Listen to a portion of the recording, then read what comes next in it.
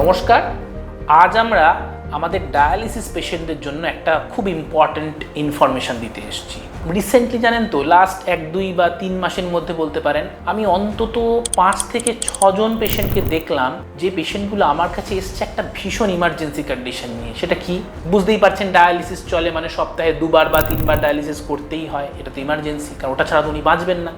কেউ 8 দিন, একজন তো দেখলাম 12 দিন ডায়ালিসিস হয়নি। আমি শুনেই খুব অবাক হয়ে গেলাম যে মানুষটা বেঁচে কি করে আছে। মানে নিজেরাই বুঝতে পারছেন, সপ্তাহে যেটা 3 দিন, মানে অন্তত 2 দিনের বা 3 দিনের গ্যাপে গ্যাপে ডায়ালিসিস করতে হয়, ওনার 12 দিন ডায়ালিসিস হয়নি। যখন উনি আমার কাছে এলেন না, বিশ্বাস করবেন না, ভদ্রলোকে সে শ্বাস উঠে যাওয়া বলে না, পুরো গ্যাসপিং করছেন, মানে শ্বাস দ্রুত ওঠানামা করছে, খুব খারাপ অবস্থা।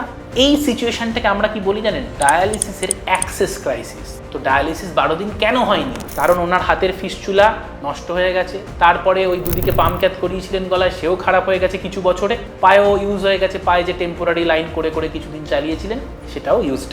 পেশেন্টটার আর ডায়ালিসিস করার কোনো জায়গা নেই। 2-1 বার এখানে ওখানে ফুটিয়ে চেষ্টা করেছেন, লাইন আর করা যায়নি, কারণ শিরাগুলো বন্ধ হয়ে গেছে। আমি সকলকেই বলি, এরকম সিচুয়েশনে আমরা খুব ইমার্জেন্সি একটা টেম্পোরারি লাইন কোনো রকমে আলট্রাসোনোগ্রাফির মাধ্যমে দেখে করে তাকে ডায়ালিসিস দিয়ে বাঁচালাম। এই পেশেন্টটা এই অবস্থায় আজকে এলো কি করে? যেটা কমনলি হয়, প্রথমে কি হয়, ডাক্তারবাবু বললেন ডায়ালিসিস করতে হবে, আমরা প্রথমে গলায় একটা টেম্পোরারি লাইন করলাম, তারপর হাতে কিছুদিন পর ফিস্চুলা বানানো হলো, কয়েক মাস 1 বছর চলতে চলতে হয়তো ফিস্চুলাটায় কোনো সমস্যা হলো, সঙ্গে সঙ্গে সার্জন বললেন আচ্ছা অন্য হাতে করিয়ে নিন, আপনি অন্য হাতে করিয়ে নিলেন। তারপর কি বললো, আচ্ছা এটাও খারাপ হয়ে গেছে, আপনি বাঁদিকে গলায় একটা পাম্প ক্যাথ করিয়ে নিলেন। 1 বছর 1.5 বছর চললো, তারপর আর কোনো রাস্তা নেই। তখন বললো আচ্ছা পায়েও দুদিকে টেম্পোরারি লাইন করে আপনি না হয় 1 মাস চালালেন। তারপর কি করবে? যখনই ডায়ালিসিসের অ্যাক্সেস কিন্তু খুব লিমিটেড, সুতরাং বুঝে বুঝে খরচ করবেন। যেরকম আমরা ব্যাংকে ফিক্সড ডিপোজিট রাখি, সেটা কি যখন তখন ভাঙি না, বিপদের জন্য রাখি।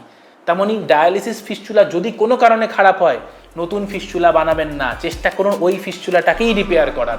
অনেক সার্জেনই আমার শুনি যে বলে পেশেন্টদের, আরে রিপেয়ার করে কি হবে, এই তো 3,000 টাকা 4,000 টাকা নতুন ফিস্চুলা করে দেবো। এটা কিন্তু কোনো সলিউশন না। সেদিনের মতো তো আপনি না হয় 3-4 হাজার টাকা দিয়ে বেরিয়ে গেলেন। যখন এই অ্যাক্সেস ক্রাইসিসে পড়বেন, তখন কিন্তু লক্ষ লক্ষ টাকা জলের মতো বেরিয়ে যাবে এবং পেশেন্টকে বাঁচানোটাই একটা দায় হয়ে যাবে। তাই খুব সাবধান। কথায় কথায় নতুন ফিস্চুলা নয়, যেখানে সেখানে লাইন নয়, যেটা আপনার আছে ফিস্চুলা সেটা দিয়েই চালাতে থাকুন, তবেই আপনি ভালো থাকবেন। নমস্কার।